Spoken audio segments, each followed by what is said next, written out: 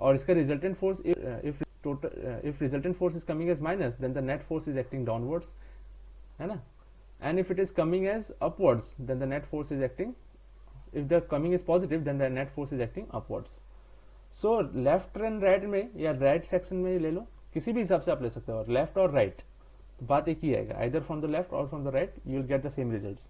So on the right of the section, if it is, we have to take the algebraic sum. Now see this net force, अगर इसका net force जो है, if I say that the net force of F2 and F1 is F, for example, तो मैं मान लेता हूं कि इसका net force जो होगा something like this. ठीक है, यहां काम कर रहा है. देखो तो this force is trying to, this force in right part of the beam to the right part of the beam to the right part of the beam to the right of the section कैसे होने का try कर रहा है. It is going like this, है ना, नीचे ले जाने का कोशिश कर रहे हैं ना. this section, this is the section XX, so it is trying to take the beam downwards. तो यहाँ पे shearing हो रहा है ना. तो हम लोग कहीं भी कोई भी सेक्शन पे हम लोग shear force निकाल सकते हैं आसानी से. Any doubt in this? So this is the concept of shear force, how we will take it, and what will be the sign convention and all, वो हम लोग धीरे धीरे पढ़ेंगे. We will talk about the beams, we will talk about the loads, and then we will discuss about how to draw the SFD and BMD. Now second thing, what is moment? It is a rotational effect of a force. तो हम लोग, this is the moment, अगर हम लोग यहाँ पे very specifically if I have to say what is the moment of a force, moment of a force क्या है? तो moment का मतलब होता है कि the tendency of the force to rotate the body about any point. तो F cross R moment भी आता है, couple भी आता है, torque भी आता है, same thing. So there are three things, that is torque, couple and moment. Alright, moment is just the tendency. In actual practice it is not rotating, the body is not rotating, it is the tendency of the force to rotate the body. In torque it actually rotates the body. Okay, in this there will be work done, there will be power, everything. In couple there are two forces, one is like this, one is like this, है ना, separated by a certain distance r. So when two forces having the same nature, है ना, ऊपर नीचे काम कर रहे हैं, तो इसका इफेक्ट क्या होगा? It will try to rotate clockwise, ये ऊपर जाएगा, ये नीचे आएगा, तो क्लॉकवाइज है ना. So this is couple. So this is the difference between moment and torque और couple, is that moment is just the tendency of a force to rotate the body about a certain point. के हिसाब से या कोई भी एक section के about हम लोग फोर्स मोमेंट निकालते हैं. ठीक है, so that is important. And then torque is something we generally see in shafts. So we apply torque and the shaft, what, it rotates, there is a rotation of the shaft. ठीक है, shaft का rotation होगा तो there will be work done, there will be power generation, all this stuff. But moment में there is no work done, there is no power generation, it is only the tendency of a force. ठीक है, it is only trying to rotate the body about a certain point. This is known as moment. Very important. और खासकर इसके बीच का जो difference आता है, this moment, torque and couple, this generally are asked in interviews. Very important. मैंने interviews जो whatever the interviews I have faced, they generally ask. Alright, and because common question, because since most of the candidates they do not know about the basics of this, so this is where they fail. All right, now see, is the or F into R is the moment. ठीक है, so moment क्या होगा? Bending moment बनाने के लिए, bending moment diagram बनाने के लिए, we have to take the algebraic sum. We have to take the algebraic sum of moments. ठीक है, बता देता हूँ.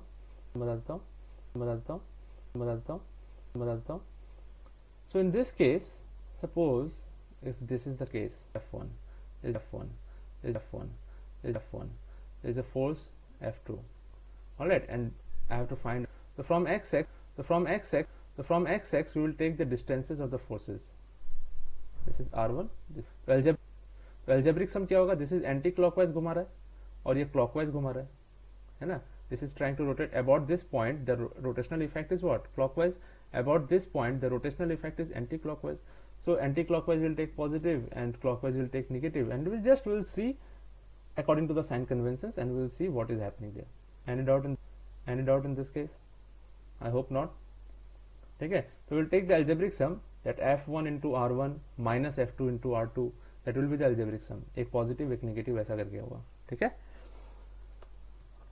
So once we know that what is the amount of bending moment about this section, we will be able to show it on the diagram easily. Alright, so let's see what happens when we study about bending moment diagram and shear force diagram.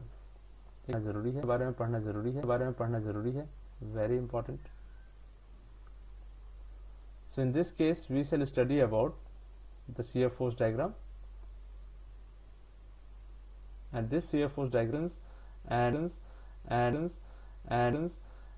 BMD also. So BMD will help us in determining the bending strength, SFD and BMD, SFD and BMD, SFD and BMD, SFD and BMD. So what is shear force diagram? Since we are trying to draw a diagram of the shear force, it will definitely show the variations of the shear forces. Forces are changing at each and every section is shown by shear force diagram. Similarly, what is bending moment diagram?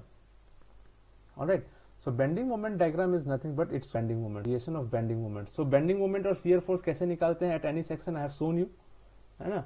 I have just told you in briefly I have told you that how can we find it out, just by taking the algebraic sum of the forces and the bending moment. Alright, so यहाँ पे एक ध्यान रखना है, to draw this SFD and BMD, है ना, we have to algebraic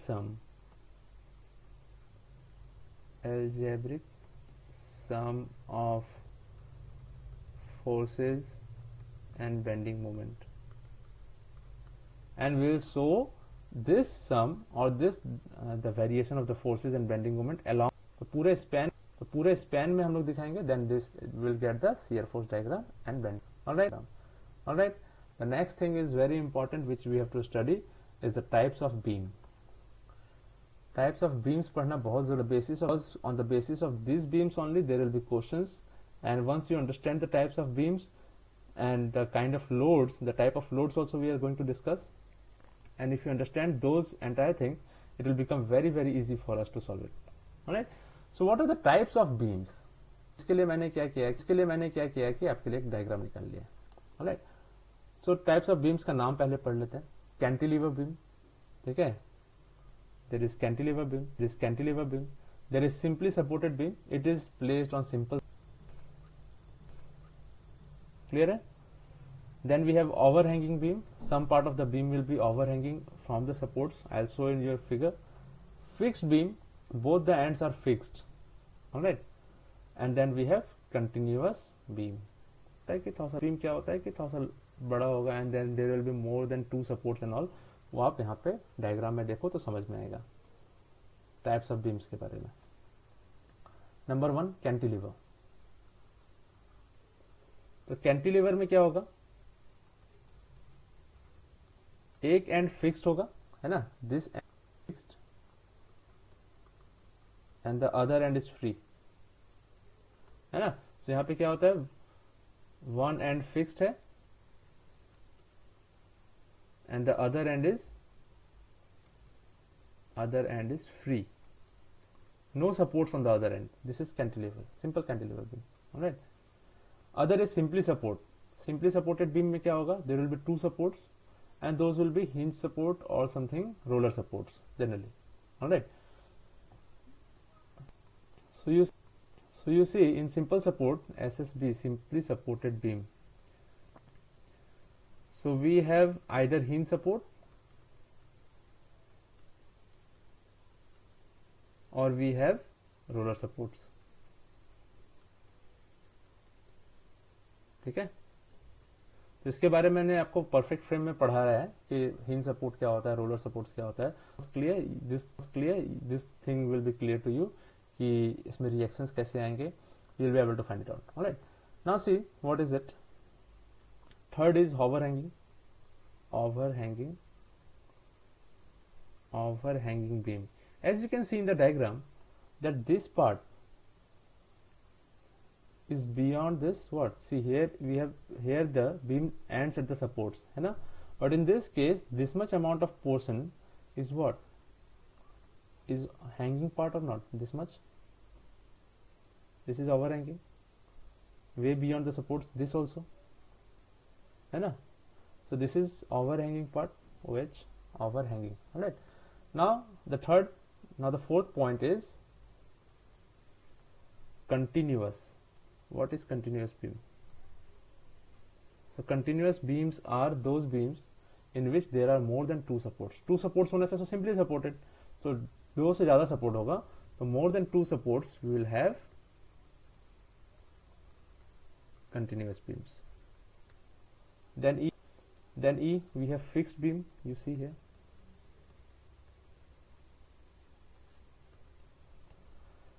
Fixed, the ends are fixed. The ends are fixed. All right. Both the ends are fixed. तो fixed end में और सिंपली सपोर्टेड में क्या है, देखो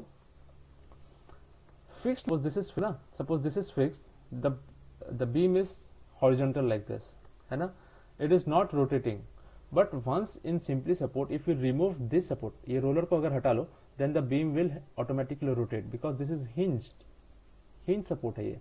तो हिंज में body is free to rotate, there will be no resistance to the rotation. But in case of fixed portion, there will be what? There will be certain resistance to the moment. There will be resistance to the rotational effect of the beam. ठीक है? Simply support. Cantilever simply support. Cantilever simply supported. So cantilever तो है ही और and में एक support दिया हुआ है, तो इसको प्रॉप्ड कैंटिलीवर भी बोलते हैं और कैंटिलीवर सिंपली सपोर्टेड भी बोलते हैं. तो F एक्स्ट्रा है आपके लिए, इसको प्रॉप्ड कैंटिलीवर भी बोलते हैं. एक एक्स्ट्रा सपोर्ट दिया हुआ है. For when this is done, when the cantilever थोड़ा सा ज्यादा लंबा है, लॉन्ग है, तब उसको due to its own weight हल्का सा रोटेट ना हो जाए, because if there will be certain amount of rotation then there will be bending stresses in the beams which might lead to the failure in the future. So इसलिए हम लोग थोड़ा सा एक सपोर्ट लगा देते हैं, जनरली रोलर सपोर्ट, है ना, रोलर सपोर्ट ही लगाएंगे because the beam will try to move in this direction due to thermal expansion और कंट्रोल. नाउ फिक्स्ड बीम में हो गया कि both end fixed, both ends fixed. Overhanging में है कि सम पोर्शन क्या होगा, extends, some portion extends beyond what, beyond the, and propped cantilever will be what, the propped cantilever beam will be the beam in which there will be a cantilever with a support, a cantilever with simple support. Easy to understand? I hope there is no doubt. कोई doubt होने से बताना है यहाँ पे, ठीक है.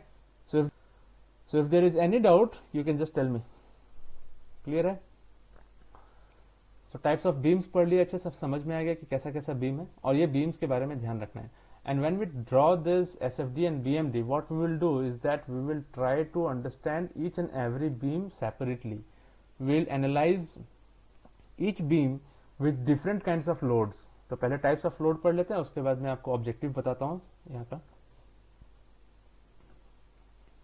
Types of loads, ठीक है.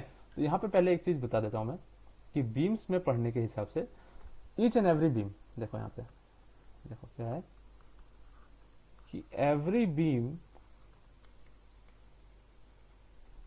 है ना, will have different SFD and BMD. ठीक है, ये बात ध्यान में रखना.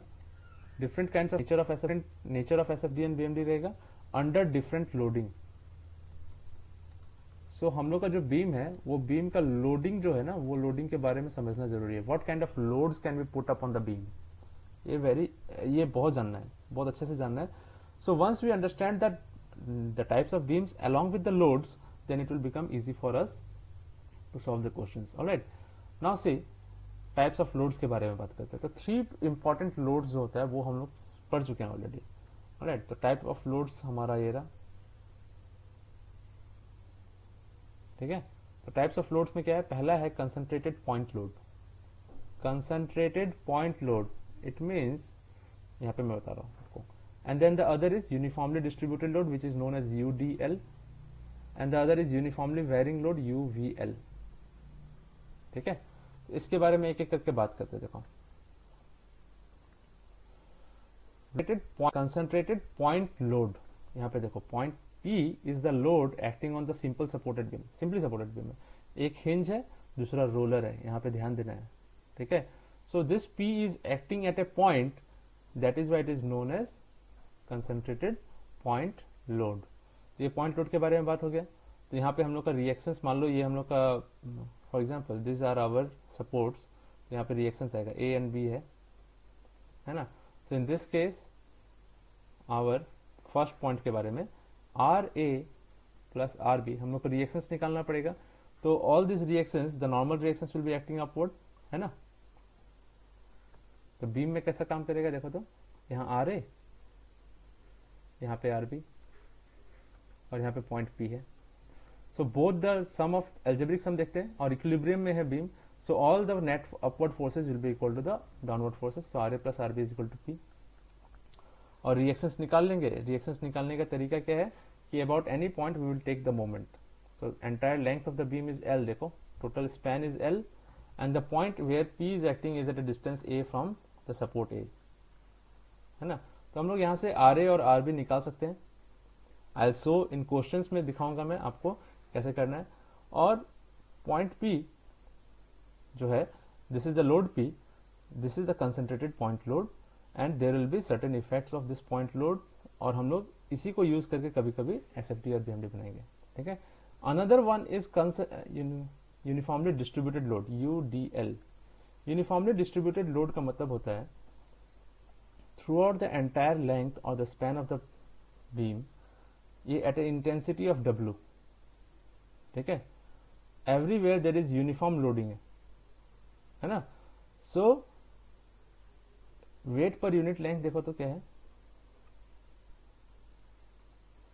तो यहाँ पे आपका W जो है दैट इज बता रहा है, that is the intensity of loading, ठीक है।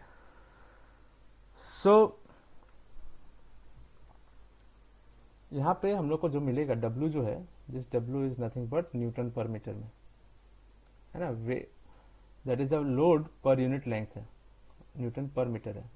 सो टोटल लेंथ में, टोटल जो ये है, टोटल स्पैन में टोटल लोड कितना हो जाएगा, टोटल लोड हो जाएगा because it is W per unit length है। So total length of the beam is L, so W into L will give us the total load, होगा। Clear है। अब ये एक्ट कहां करता है देखना। तो if you see this uniformly distributed load का जो आप डायग्राम देख रहे हो यहाँ पे, तो वो कुछ ऐसा बना हुआ है ना। This is the intensity of loading, everywhere it is uniform, so हर जगह आपको सेम अमाउंट ऑफ लोड मिलेगा, ऑलराइट। पर यूनिट लेंथ आपका W दिया हुआ है।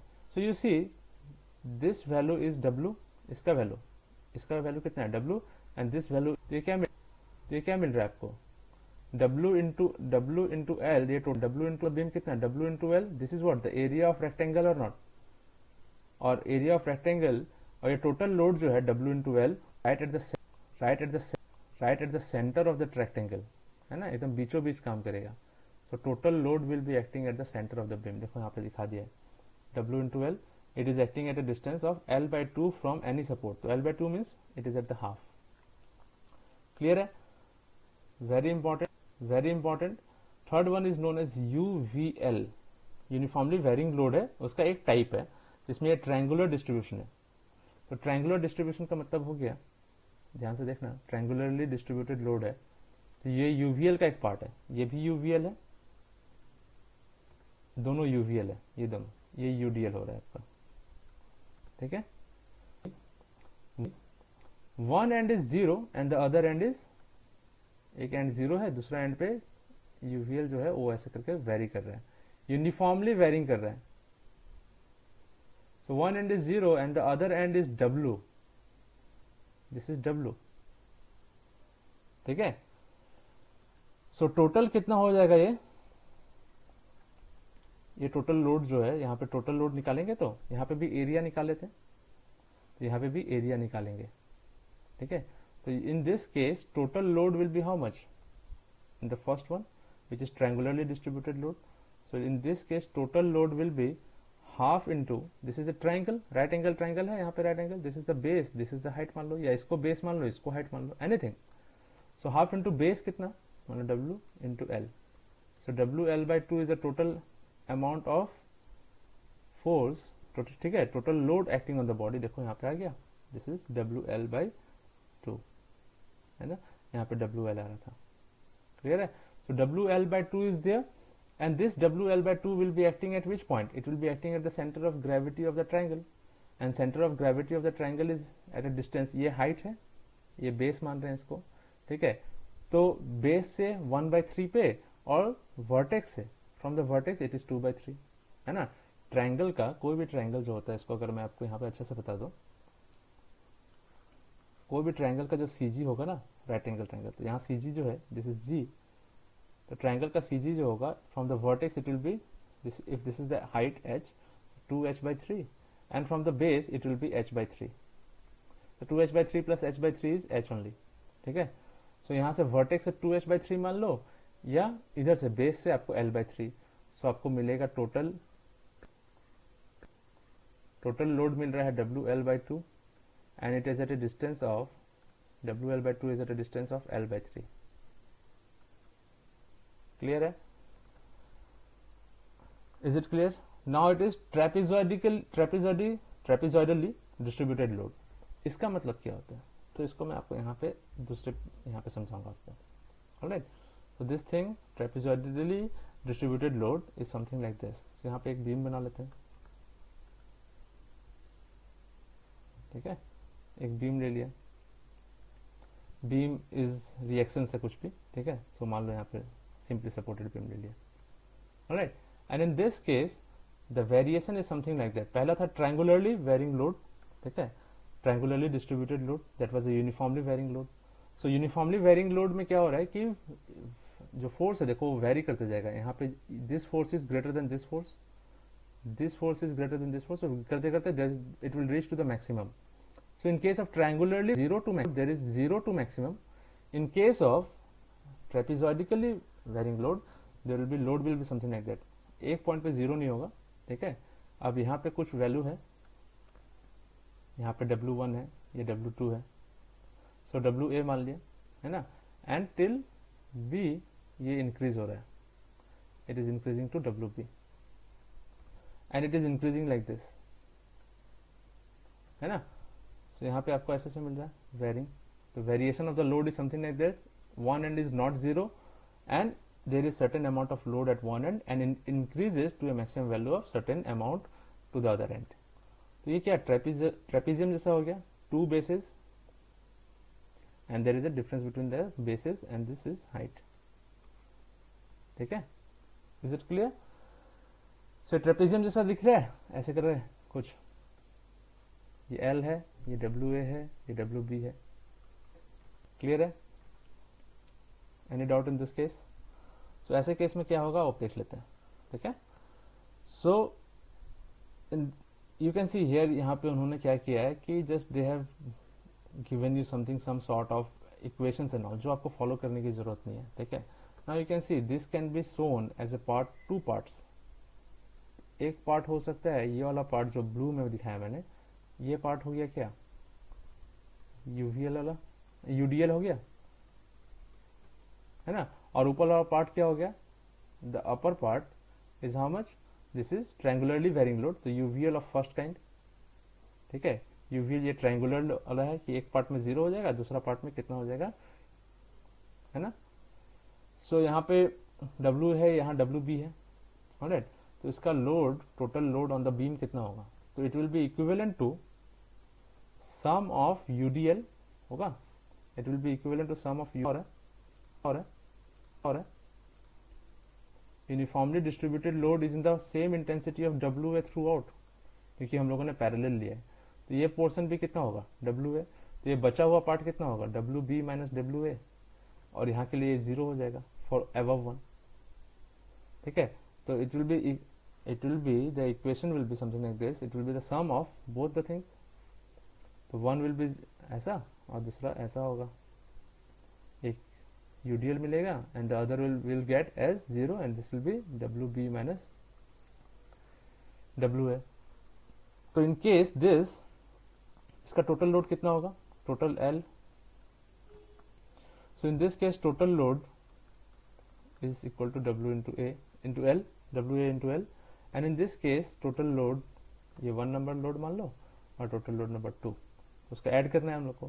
सो टोटल लोड इस केस में कितना होगा, हाफ इंटू बेस कितना है WB माइनस WA और इंटू हाइट कितना है L, है ना। सो टोटल लोड कितना होगा, दोनों का सम करो तो, है ना। तो total load in case of UDL ये इसका सेंटर पे काम करेगा, है ना। सो इसका सेंटर पे कैसे काम करेगा देख लो। सो दो पार्ट में डिवाइड हो जाएगा, तो एक पूरा का पूरा सेंटर में अगर लेंगे, for example so I take this as, यहाँ पे सेंटर पे ले लिया, इसका वैल्यू हम लोगों ने निकाला है WA इंटू एल, ठीक है। और for this one, this is triangularly varying load, it will be distance of L/3 from the base, जो ये चीज किया है मैंने, है ना। तो दूसरा वाला जो लोड बनेगा that will be something like, in this case it will be like this, है ना। तो दूसरा वाला जो लोड बनेगा total load number 2, this will be equal to the value of half into base कितना WB minus WA into L, है ना। तो ये दोनों को ऐड करने से कितना आएगा देखो, तो टोटल लोड, ये दोनों अगर हम लोग ऐसे भी करते हैं ना, if you just mention it like this then also it is fine, no problem, alright. हम लोग का मेन काम क्या है, ऑब्जेक्टिव क्या है, अभी हम लोग पढ़ेंगे, बट उससे पहले हम लोग क्या करते हैं, just will try to see in this case total load कितना हो रहा है। So total load is equal to WA plus L, half double plus half WB into L, है ना, half WB into L minus half WA into L. So WA into L, उसमें से आधा minus कर देंगे, विल गेट L/2, है ना, will get WB plus WA, देख लो हाँ दिया ही होगा, total load WA plus WB into L/2, total load ऐसे काम कर रहा है। और ये डिस्टेंस हम लोग क्यूमुलेटिव डिस्टेंस निकाल लेंगे। अगर ये चीज नहीं भी निकालते हैं तो if we represent this form by 2 point loads then also it is fine, ठीक है। तो सबसे पहला काम SFD एंड BMD बनाने से पहले, जानने से पहले, what we have to do is, हम लोग को ऑब्जेक्टिव जानना है, कैसे करना है पहला। ऑब्जेक्टिव ऑफ ड्राइंग, और ऑब्जेक्टिव है in BMD to draw SFD and BMD for different beams, ये हम लोग का ऑब्जेक्टिव है। This is what we are going to learn, how we are going to draw the SFD and BMD. And second thing, in the second case, we have to understand what will be the approach, है ना। तो सबसे पहला approach जो होगा आपको, है ना, in this case you will have to take the approach as what, you have to convert all the types of load, except किसको, एक्सेप्ट पॉइंट लोड को, क्योंकि पॉइंट लोड तो रहेगा ही point. Convert all the types of loads into its equivalent point loads, क्यों, क्योंकि point loads करने से हम लोग को वेरिएशन जो है वो आसानी से मालूम चल रहा है, ठीक है। तो कन्वर्ट करके उसके बाद हम लोग ड्रॉ करेंगे, तब हम लोग वेरिएशंस देखेंगे। सो इक्विवेलेंट पॉइंट लोड्स में बदल देने से क्या होता है, then our variation is easy to calculate. ये हम लोग का अप्रोच होना चाहिए, ठीक है। ये अप्रोच के बारे में हम लोग नेक्स्ट टॉपिक में बात करेंगे, when we will talk about the what, we will start with the sign conventions for SFD and BMD, है ना। तो साइन कन्वेंशन, शियर फोर्स और बेंडिंग मोमेंट का साइन कन्वेंशन पढ़ेंगे, and then we will start with drawing the SFD and BMD for various types of beams. हम लोग questions भी करते जाएंगे, एक के बाद एक क्वेश्चंस करेंगे, and then will be able to have understand it properly, clear, ठीक है। Is there any doubt? So this approach will be discussed with you, ये मैंने लिख दिया है आपको यहाँ पे, ये समझने के लिए कि हम लोग कर क्या रहे हैं एंड कैसे करेंगे, ये भी जान लो। In the next lecture, we will be studying about the shear force, sign conventions about the SFD and BMD, sign conventions for shear force and sign conventions for bending moment, which will apply those sign conventions on the diagram. All right. I hope this part is very very clear to you. अभी तक के लिए आपको ये जानना बहुत ज़रूरी था, types of beams, types of loads और कैसे करेंगे. काफ़ी इजी मिलेगा आपको questions, and whatever the questions we will solve in the lectures, it will be some sort like अच्छा रहेगा questions according to the basis of the examination. So do not have to worry, do not panic about this chapter. This is very easy chapter.